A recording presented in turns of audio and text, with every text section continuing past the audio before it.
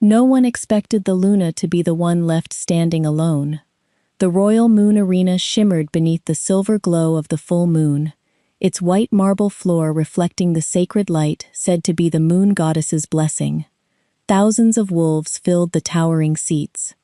Alpha kings from neighboring kingdoms stood shoulder to shoulder with elders, nobles, and warriors, all gathered to witness the annual moon blessing, the ceremony where the Alpha King and his Luna renewed the bond that united not only their hearts, but the future of the kingdom itself.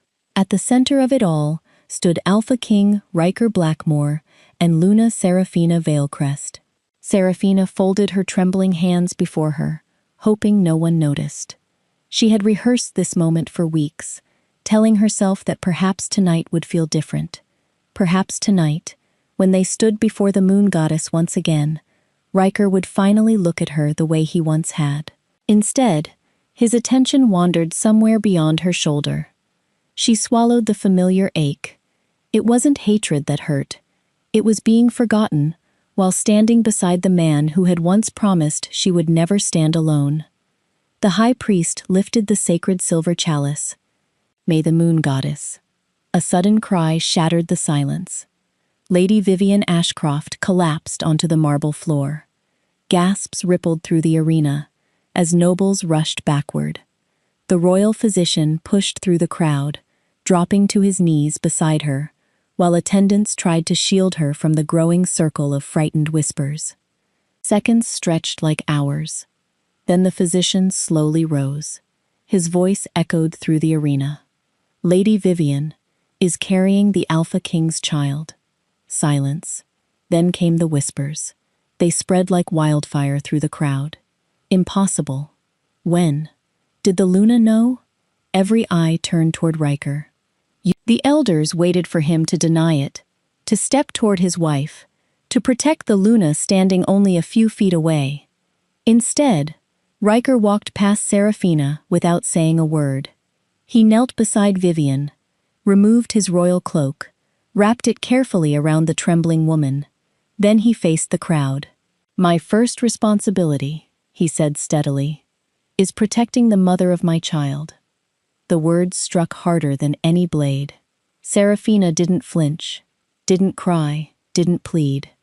She simply watched the man she had loved choose another woman before the entire kingdom. For a heartbeat, even the wind seemed unwilling to move. The oldest priest lowered his eyes. He had seen wars. He had buried kings. But he had never feared silence as much as he feared the silence surrounding Luna Seraphina now. Because some hearts did not break with screams. Some broke so quietly that by the time anyone noticed, they were already beyond saving. Seraphina drew one slow breath. Then, without a single word, she turned away from the crowd and walked toward the sacred moon altar. Confused murmurs followed her. Most believed the Luna intended to bless the unborn child. Only the oldest priest understood the truth. His face drained of color. "No," he whispered. "Please, not this." If you've ever watched someone choose someone else while expecting you to stay silent, then you already know why Seraphina's next step would change the kingdom forever. And what she was about to do had not been witnessed for centuries. The entire arena watched as Seraphina climbed the 3 white marble steps leading to the moon altar. Each footstep echoed through the sacred silence. No one dared breathe. The high priest hurried toward her, his ceremonial robes brushing across the polished stone. "Your Majesty," he said carefully, lowering his voice. "The blessing has not yet been completed." Seraphina turned to him with a smile so gentle it made his heart sink. "It never will be." Slowly, she reached for the silver Luna bracelet wrapped around her wrist. The bracelet had been fastened there on her wedding day, symbolizing the sacred partnership between Luna and Alpha King. Every queen before her had treasured it until death. With steady fingers, she unclasped it. The faint click echoed louder than thunder. A wave of unease swept through the elders. She placed the bracelet upon the moon altar. Then she slipped off the ceremonial ring Riker had given her, beneath the moon goddess's blessing years ago. Finally, she removed the royal cloak embroidered with the Blackmore crest and folded it neatly beside the bracelet. She left every symbol of the throne behind. Only Seraphina remained. Riker finally rose from Vivian's side. His brows tightened. Seraphina. She looked at him for the first time since he had walked past her. There was no anger in her eyes, no bitterness, only exhaustion.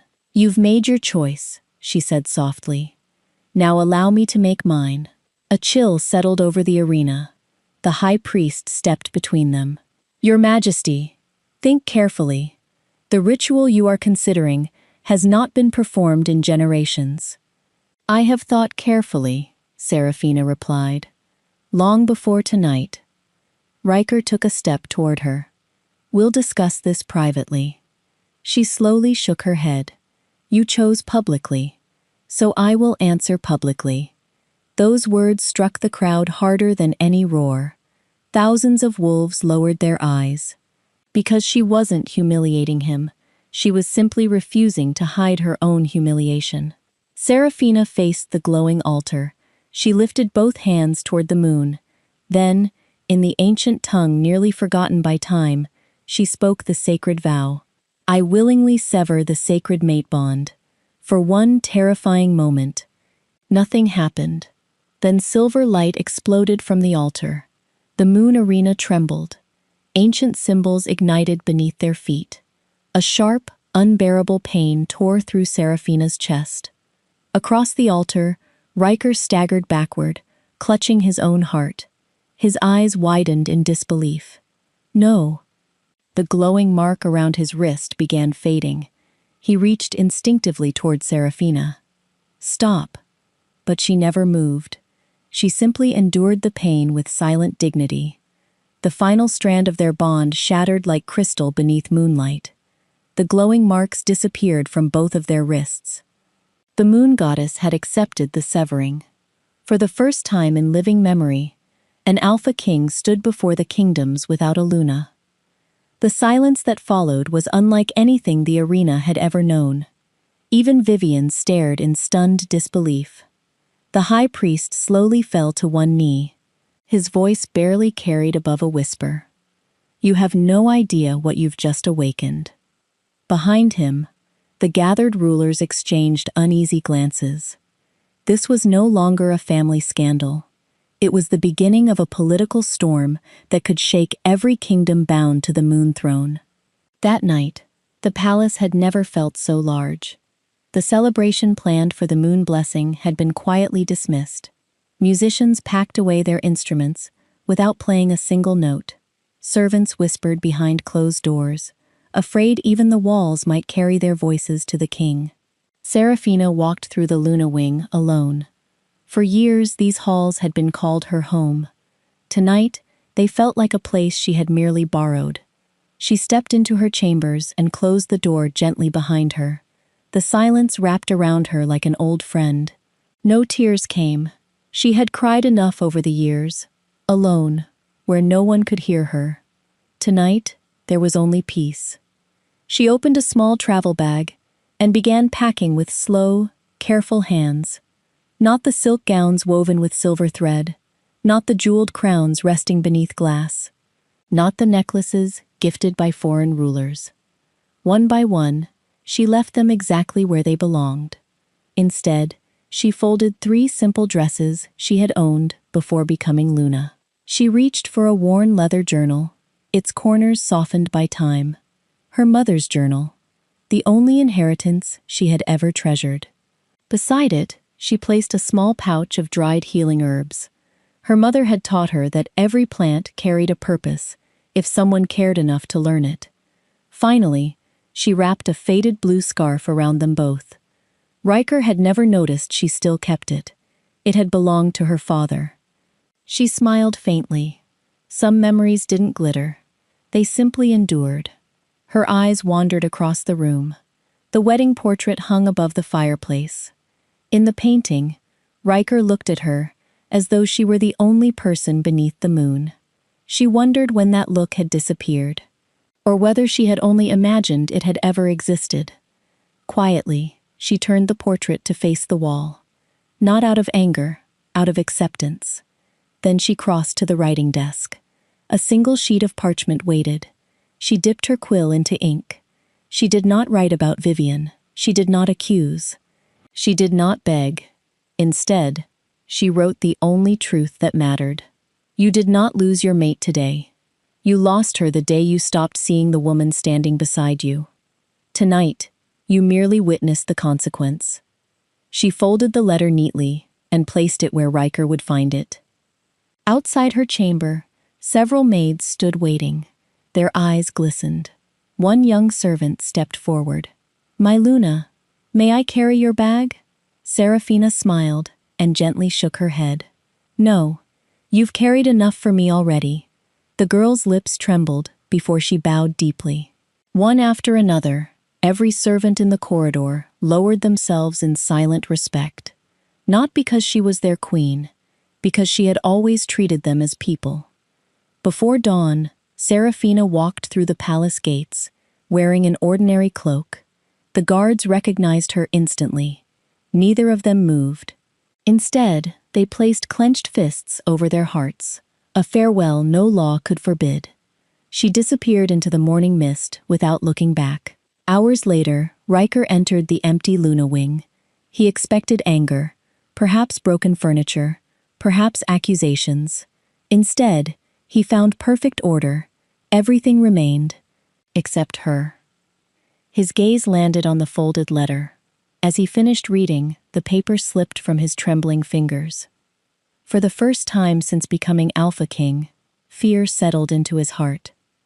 He summoned every tracker in the kingdom before the sun reached its highest point. Find my Luna. The wolves searched forests, roads, mountain passes, river crossings. Days turned into weeks, but there was no scent, no footprints, no witness. It was as though the moon herself had hidden Serafina from the man who had realized too late that she was already gone. The palace tried to move on. It had no choice. Within weeks, the whispers surrounding the broken mate bond were buried beneath new announcements. Royal banners were raised once more. Musicians returned to the grand halls, and the court celebrated the birth of Lady Vivian Ashcroft's son. The kingdom finally had a prince, or so everyone believed. Riker stood beside the cradle in the royal nursery, watching the tiny infant sleep. The child's fingers curled around his thumb, innocent of the storm that had begun before he had even drawn his first breath.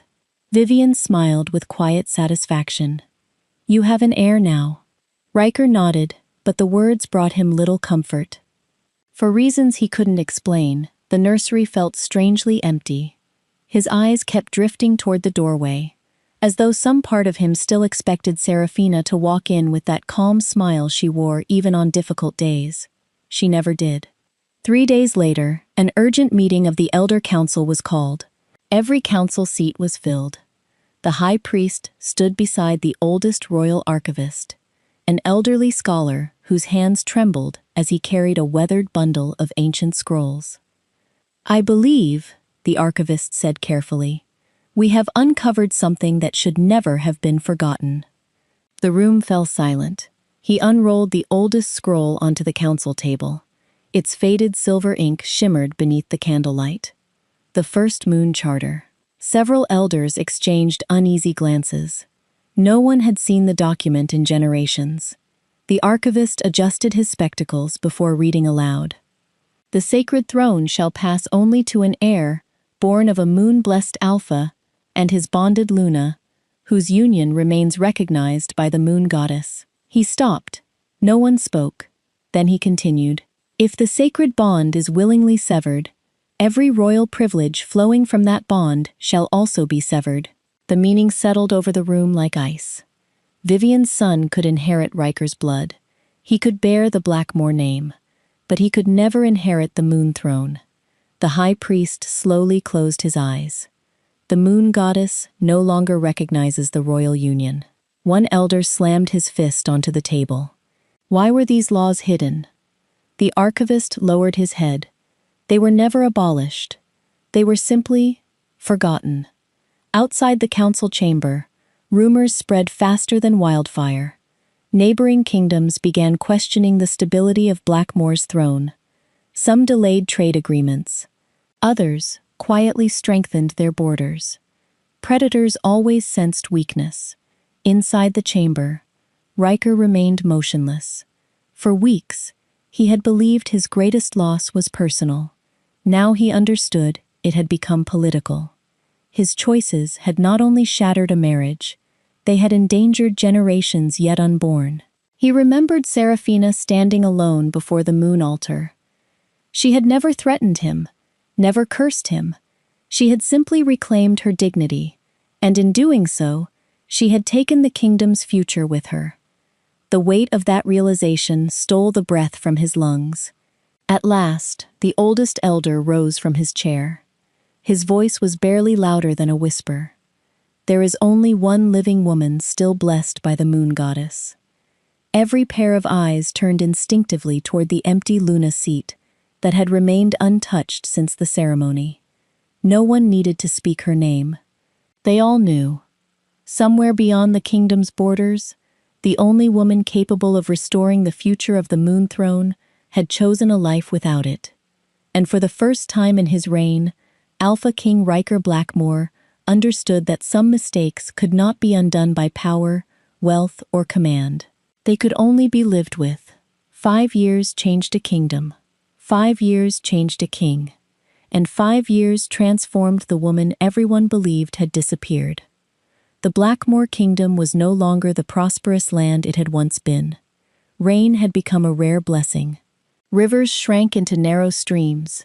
Fields cracked beneath the relentless sun, and harvests failed one after another.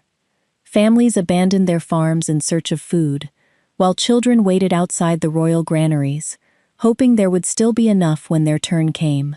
Riker rode through village after village without his royal escort. He wanted to see the truth with his own eyes, not the polished reports delivered by frightened ministers. An old farmer bowed as the king approached. "Your Majesty," he said, "if you truly wish to save your people, go east." Riker frowned. "Why east?" "They say there is a valley where the rivers have never dried." Another villager nodded eagerly. "No child goes hungry there. They heal the sick. They share their harvest. They ask for nothing in return." "And who rules this valley?" Riker asked. The villagers exchanged warm smiles. "No queen, no noble, only the moon healer." The title tugged at a memory he had spent years trying to bury. Without another word, Riker turned his horse toward the eastern mountains. After 2 days of travel, the dry landscape slowly gave way to green hills. Crystal-clear streams wound through thriving fields. Fruit trees bent beneath the weight of their harvest, and wildflowers covered the paths where butterflies drifted lazily in the afternoon breeze. It felt like stepping into another world. Children laughed as they carried baskets of herbs between neat garden beds. Elderly women taught young mothers how to prepare healing salves. No guards patrolled the roads. No one seemed afraid. Then he saw her. Seraphina stood barefoot in the soft earth, her simple linen dress dusted with soil, as she knelt beside a group of children planting medicinal herbs. She looked up as one little boy proudly held out a tiny green sprout. Instead of correcting him, she smiled. "Every strong forest begins with one small seed."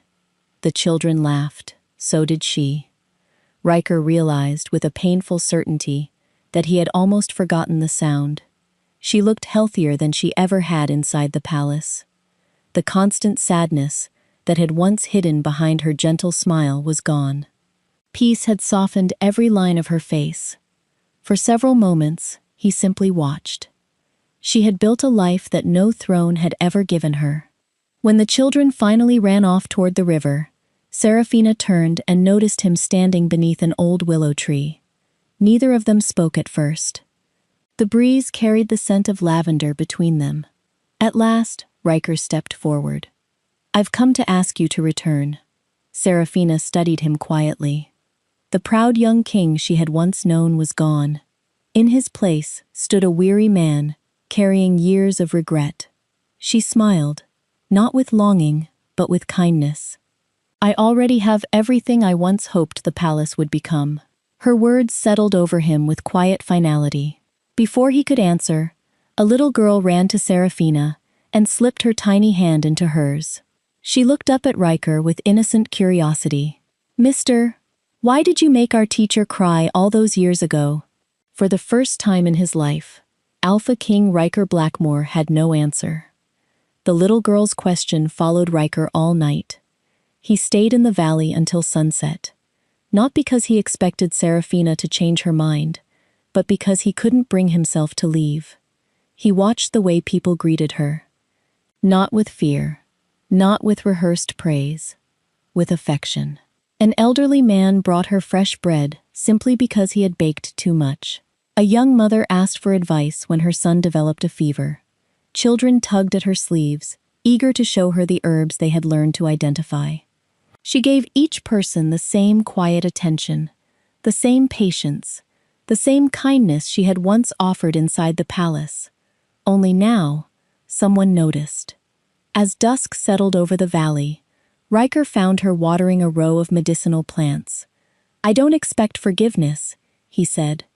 Serafina continued pouring water at the roots before answering. "Good." The single word carried no anger, only honesty. He lowered his eyes.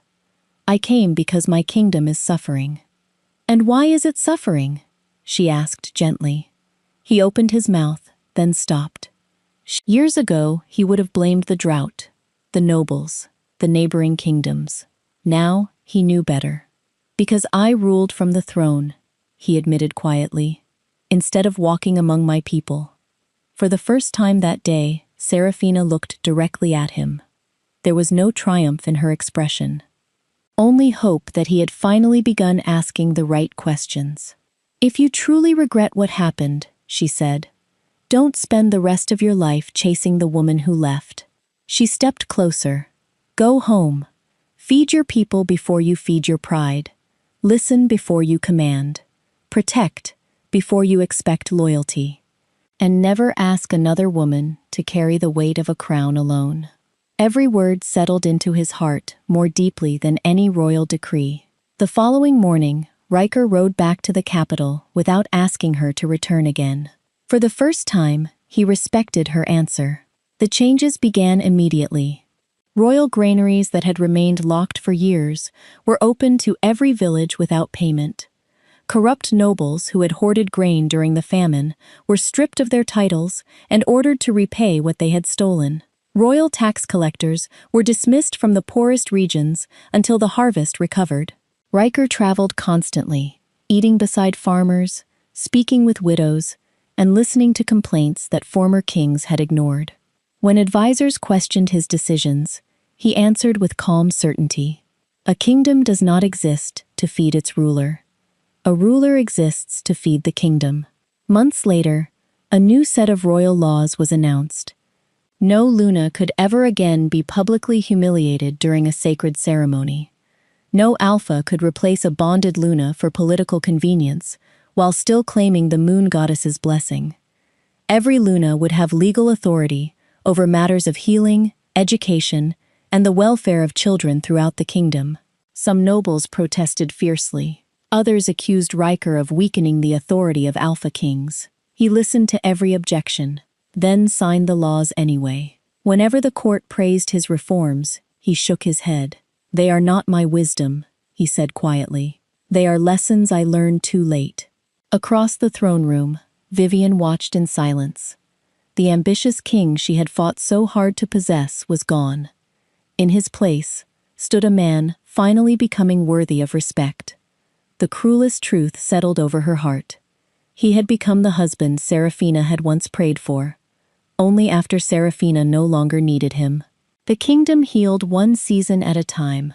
The rivers returned first, then the fields, then the laughter. What had once seemed impossible slowly became ordinary again. Children no longer stood in endless lines outside the royal granaries. Villages that had been abandoned echoed with life once more. Markets reopened, merchants returned, and the scent of fresh bread drifted through streets that had once smelled only of dust. Whenever people praised the king for the recovery, Riker accepted neither applause nor celebration. He knew too well that rebuilding a kingdom was easier than rebuilding the trust he had broken. Still, every law he signed carried the lesson Seraphina had taught him. Power was not measured by obedience. It was measured by the people who felt safe because of it. One autumn morning, wearing nothing more than a travel cloak, Riker quietly rode back to the Eastern Valley. He came without guards, without royal banners, without expectations. He simply wanted to see whether the peace he had witnessed years before had truly lasted. It had. The valley had grown into something even greater. Small cottages lined the hillsides, surrounded by gardens overflowing with herbs and fruit trees. A healing house stood near the river, where apprentices carefully learned remedies from experienced healers. Children ran freely between the fields, stopping only to greet travelers with cheerful smiles. No one bowed to Seraphina. They embraced her. They laughed with her. They trusted her. Riker watched from beneath the shade of an old oak tree, as she knelt beside a frightened young wolf whose arm had been injured while climbing a fence. The boy tried to hide his tears. Seraphina smiled softly. "You don't have to be brave every moment."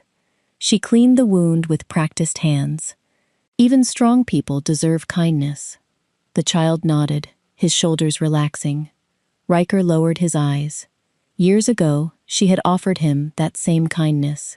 He had mistaken it for something that would always be there. When the boy ran off to rejoin his friends, Seraphina noticed the familiar traveler standing beneath the tree. She walked toward him, carrying a small basket filled with lavender and mint. "You've become difficult to surprise," she said with a gentle smile. "I wasn't trying to surprise you," Riker replied. "I only wanted to see how your home was growing." She glanced across the valley. It was never mine alone. The people built it together.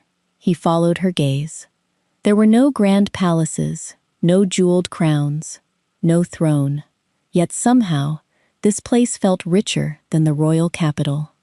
"I used to believe," Riker admitted quietly, "that I could give people everything by ruling well." Seraphina looked at him. "And now? I've learned that sometimes people need to be seen before they need to be led." A warm silence settled between them. Neither reached for the past. Neither spoke of the mate bond. Some memories no longer needed words. As the afternoon sun dipped lower, a messenger on horseback arrived, carrying the royal crest. He dismounted and bowed. "Your Majesty, the harvest festival is 3 weeks away. The council wishes to honor the woman whose farming methods and healing knowledge saved the kingdom." He turned respectfully toward Seraphina. "They ask that you attend as our most honored guest, not as Luna, not as queen, but as herself." Seraphina read the invitation carefully before folding it closed. After a thoughtful pause, she smiled. "I'll come." Far away in the capital, preparations for the greatest harvest festival in generations had already begun. No one knew that, before the celebration ended, an old silver bracelet would remind the entire kingdom that some mistakes should never be forgotten. The harvest festival arrived beneath clear autumn skies. For the first time in many years, the capital celebrated without fear of famine. Market stalls overflowed with grain, fresh fruit, and fragrant herbs. Children danced through the streets wearing flower crowns, while musicians filled the city with songs that had nearly been forgotten during the years of hardship. Yet the greatest anticipation had nothing to do with the harvest. It was for the woman returning to the palace, not as Luna, but as the guest who had helped save a kingdom. When Seraphina entered the Royal Moon Arena, the crowd rose to its feet. There were no whispers this time, only applause. She wore a simple ivory gown trimmed with embroidered vines, the same modest style she had favored in the valley. She carried no jewels, no crown, and no symbol of rank. She no longer needed them. The respect in the arena had already crowned her. Riker stood upon the royal platform, watching quietly as she took her place among the honored guests, instead of beside the throne. Years ago, that sight would have broken him. Today, he understood it. The high priest stepped forward. Today, he announced, we celebrate not only the harvest of our fields, but the harvest of wisdom earned through sacrifice. The crowd applauded again. Then Riker raised one hand. The arena slowly fell silent. A royal attendant approached, carrying a small velvet box. Riker accepted it with both hands. When he opened the lid, a familiar silver bracelet rested inside. The Luna bracelet. The very one Seraphina had placed upon the moon altar the night she severed their bond. A murmur swept through the crowd. Many believed they knew what was coming. Several elders exchanged hopeful smiles. Even Vivian lowered her eyes, expecting the king to ask for one impossible chance. Riker looked toward Seraphina. Their eyes met across the arena. There was affection, there was gratitude, there was sorrow, but there was no expectation. He slowly closed the box. Then, instead of walking toward Seraphina, he turned toward the newly completed Royal History Hall standing beside the arena. Every eye followed him. He opened the glass display prepared at its center. With careful hands, he placed the silver bracelet inside. The quiet click echoed through the hall. This, Riker said, his voice steady, will never again belong to one person. It belongs to history. He faced the crowd. The greatest mistake of my reign was believing that loyalty could survive without respect. I mistook silence for acceptance. I mistook duty for love. And I believed a crown could replace partnership. His gaze rested briefly on Seraphina. I was wrong. No future alpha should ever forget that. He nodded to the royal mason waiting nearby. The craftsman uncovered a polished stone beneath the display. Freshly carved into its surface were the king's own words. The day I chose pride over partnership, I stopped deserving both. The arena remained silent, not because people pitied their king, but because they recognized the cost of the lesson. Seraphina smiled softly, not at the bracelet, not at the apology, but at the man who had finally stopped trying to erase his mistake and instead chose to learn from it. As the ceremony ended, a small boy tugged at his mother's sleeve and pointed toward the glass case. "Mother," he whispered, "why would a bracelet be kept like a treasure?" His mother looked at the inscription before answering, "So that when you grow up, you'll never make the same mistake." Years passed. The silver bracelet never gathered dust. Every future alpha who stood before the moon throne was required to visit the Royal History Hall before the coronation. There, in the center of the great chamber, rested a simple Luna bracelet beneath crystal glass. No guards stood beside it. None were needed. Its story protected the kingdom better than any sword ever could. Young princes would pause before the display, reading the inscription carved by King Riker Blackmore. "The day I chose pride over partnership, I stopped deserving both." The words became more than history. They became law, written upon the hearts of future rulers. No bonded Luna could ever again be publicly replaced. No alpha could hide betrayal behind tradition or political convenience. The moon throne had learned that strength without honor was nothing more than power waiting to collapse. As for Riker, he never attempted to reclaim what he had lost. He never asked the moon goddess to restore the mate bond. He understood that some gifts, once broken, were never meant to be repaired. Instead, he devoted the rest of his reign to becoming the kind of king he should have been from the beginning. He traveled constantly. He listened more than he spoke. He measured success not by the wealth inside the palace, but by the empty beds in the kingdom's hospitals and the full tables inside its homes. Whenever anyone praised his wisdom, he always answered the same way. "I learned it from the woman I failed." Far to the east, Seraphina's valley flourished beyond anything she had imagined.